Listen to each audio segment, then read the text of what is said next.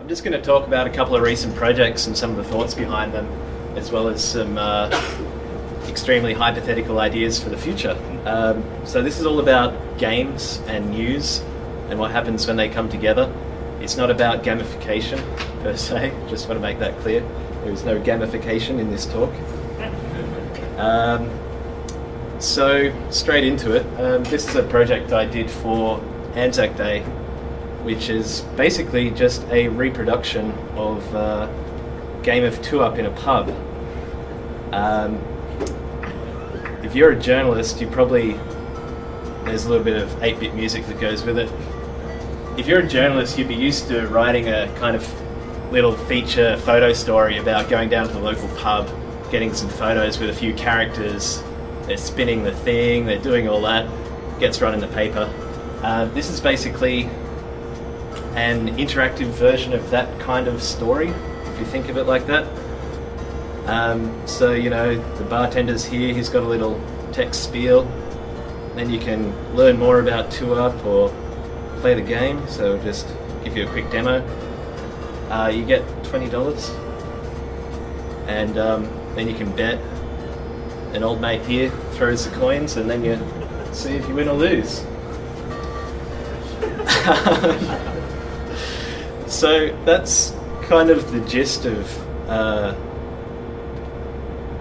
the project itself, and now I'll talk a little bit more about the kind of reasoning behind it. So first of all, I'll tell you how it was built. Mostly the JavaScript. If you're really interested, have a chat after, but the usual suspects, jQuery, of course. I used a little library called Sprightly for the sprite animation, although there was liberal use of animated GIFs, or GIFs. I also used Sound Manager for the audio, which I highly recommend. It's a very nice library. This is basically the same story, but in a more traditional format. So I grabbed this off the Canberra Times, who actually ran this Anzac Day.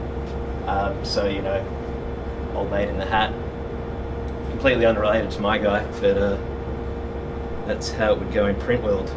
Some of you might recognise this. Anyone? Monkey Island fans here? Yes? I am Robbo. So this is kind of the inspiration for the format, I guess. And I'm going to talk a bit about how you can take, I guess, concepts from games and use them to present newsy type things. I mean, obviously it's not hard news. You wouldn't do this with a car crash or something.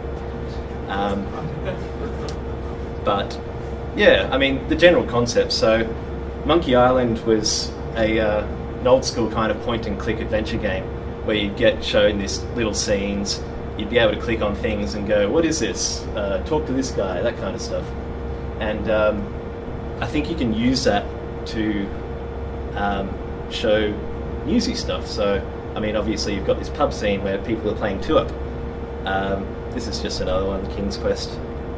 And, you can maybe even talk to some people and then transcribe their actual words, put them in a little game, and then it's not just a game demonstrating 2-Up, it's an interview, but in the format of an 8-bit game.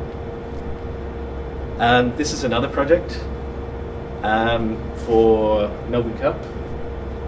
Similar idea. I'll just show you how it works first, actually. Got sound on this? That's both at once.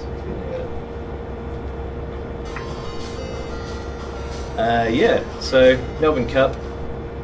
Everyone does really similar stuff at Melbourne Cup time, and we just wanted to do something a bit different. So we got all the data of every Melbourne Cup winner ever, and kind of line them all up in this game. So you can grab any winner of the Melbourne Cup and they'll race. It won't go for the entire full time of the actual Melbourne Cup, but the interval between the two horses. The interval between the two horses at the end is accurate, as if each one had run their winning times in the same race. And I kind of abstracted that down a bit because I didn't really want people to have to sit there for 5 minutes or whatever it is while they waited for these little horses to go around. Do you have a Tom Warehouse sprite? No. But I might add that for next year as like Maybe like a Doom guy. That'd make a good Easter egg, actually, or a horrible Easter egg, depending on how you look at it. Yeah. So this particular one was just inspired by, same as before with some tween stuff. This was inspired by the New York Times Every Medalist thing. You're probably all familiar with that. It's one of my favourite infographics / video / everything. Where they actually lined up every winner's time and put them on a track as if they were running. So initially I wanted to do something like this to Melbourne Cup, and I'm like, oh, we should do that thing that the New York Times did. And I was like, well, we could do that, or we could do something a bit wackier. And we went with something a little bit wackier. Here's just some concept art from an old game that I used when I was putting it together. Bonus points if anyone can tell me what game it is, but it's pretty obscure. No? You'll never know. So just a few more points onto the wires. Like I was saying with the Melbourne Cup one, novelty is a big point of difference. So often the Melbourne Cup coverage, it's pretty similar. You've got maybe a couple of talking heads before the race. You've got people talking about what it's going to be. You've got some videos. If you've got a good graphics team, you'll get some nice kind of visualizations of all the data involved. But if you can come up with something different, then you can stand out from the crowd. So that's always a good thing. It's fun. Not many things in news are fun. Mostly because news is pretty serious, but these kind of eventy type things, they're not that serious. Like Anzac Day, sorry, it's very serious. But Two Up in the Pub is a little less serious. I should, qualify that before someone tweets me out of context. So yeah, it's making it fun and engaging, which is not something that you often get on a news site. In the case of Two Up, it's an actual demonstration of the game, albeit a pretty stripped down one because I couldn't fit in all the different aspects. Like, if you actually play it in a pub, you usually get to be the spinner, throwing the coins. But there are side bets on the side, so that's just what I chose to do for simplicity's sake. And of course, the actual difference is in speed. So from that point of view, it's still sort of like an infographic, but obviously you wouldn't look at that if you wanted to see all the times compared or something like that. You obviously wouldn't do it for everything. Like I said before, some stories just wouldn't lend themselves well to it, but some would. In terms of results, the traffic was okay. It wasn't like earth-shattering. I mean, we do better traffic with like a gallery with 50 photos in it for like a big event, but the time on page was massive, so there was obviously a lot of engagement there. And the last thing I wanted to talk about was opportunities for sponsorship, and this isn't something that gets talked about much, but in this world, if you're a journalist and you can bring some extra dollars to the table every now and then without compromising anything ethically, then I think you're gonna, maybe do a bit better for yourself here and there. So I just kind of added in this badly rendered version of the Vegemite logo just to see how it would look. But that's just like a concept, so it doesn't really affect any of the actual functioning of anything, but maybe you'd make, some bucks out of it. I don't know. That's just an idea, by the way. I've never actually done any sponsored stuff. And now this is just some, hypothetical kind of big idea type stuff.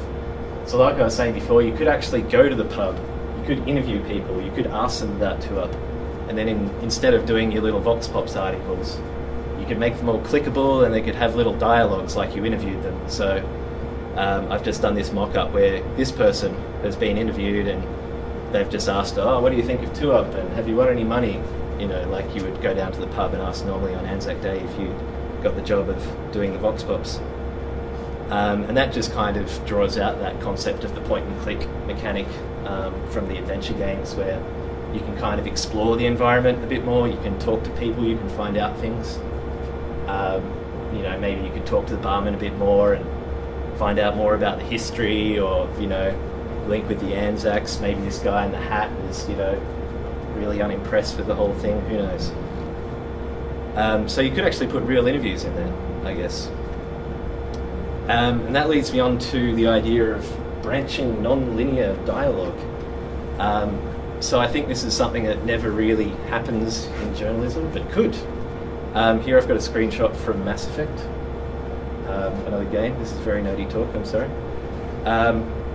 So the idea of branching dialogue, it's kind of there in the 2-up thing, but you could do it more so, and you could do it with video, I think. Like, shoot a video interview, ask different questions, and then set up a little, kind of like a little widget where you've got the video up here, and you've got the questions in text below it, and you can click on a question, plays a response, click on a question, plays a response, go through sub-questions, and actually make the user or the reader into an interviewer. I'm not saying this would be the best thing to do in terms of revolutionising video, but I think it'd be interesting to try. If this means I can play NBC 730 as new sales. Yeah. So that's just another idea with drawing out game mechanics. You can recreate environments, so you can maybe take the scene of something, like something a bit more serious even. Let's say, you know, you went to the site of 9/11 or something like that, and you could, I think someone actually did this, you create the scene itself and you can explore it and click on things and talk to people, investigate different points and what happened there and that kind of stuff. And one thing that I thought about is a lot of the work has actually already been done by people. So, for example, Google Street View, you can upload your own panoramas into there. You can create custom panoramas that link off the actual Street View, and you can also add clickable overlays into it. So it wouldn't actually be that much development work from here to shoot your own panorama of a thing that you wanted to turn into like an interactive newsy thing, add the overlays, people can just walk into it like it's your regular Google Street View, and click around, explore things, that kind of stuff, play videos even. And that's pretty much it. Short and sweet. Questions? Suggestions? How much time do you spend when you get to spend on these sort of things? I got to spend a fair bit of time on the Melbourne Cup one, because it was the first time we'd done anything like that, and it was going to be a big day. And I actually, once I did all that work, I think it was about maybe a week on and off. We've reused that since for like the Black Caviar retirement. So I plugged in all the Black Caviar Lightning Stakes data instead. So now you can race Black Caviar against previous winners of the Lightning Stakes, that kind of stuff. And then the second time around, obviously it only took me like half an hour. So yeah, there was a big kind of upfront time investment. The Anzac Day thing, probably maybe a day and a half all up, because I'd already learned how to do everything the first time with Open Cup stuff.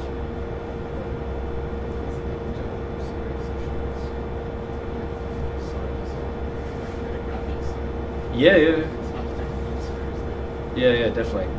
Like I said, like exploring the ground zero of 9/11, I think someone actually did that, and I'll dig up the link and tweet it out later, but you could shoot like a panorama of an environment and make certain things clickable so people can actually have a look around and explore themselves, and that would be with real world photos. And yeah, definitely. It was a good thing, not exactly like that, but the feature of the New York Times on the Boston Marathon. They had a photo of where everyone was just before it happened.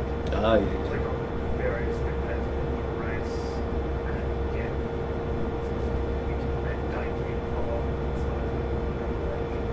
Cool. And get actual bits of the story without our language. It's not quite freaky. Yeah. Awesome. About the slide of the tools you use as well. Sure. So that's a library for moving stuff around. And then these are the main ones for sprite animation and the audio. There's actually a suite of tools called Create.js as well, which Adobe sponsored. And if you want to work more with the Canvas element, they're pretty good. So they've got libraries for loading sprite assets and sound assets, and they've got their own tweening library, and one for manipulating the canvas as well. And if you check out the Create.js page, actually there's a lot of different HTML5 kind of interactive games and stuff that's being built with that. So that's worth taking a look at as well. But I kept it pretty simple with these ones because I didn't really need to do any crazy stuff. It's mostly, single animations here and there with sprite sheets.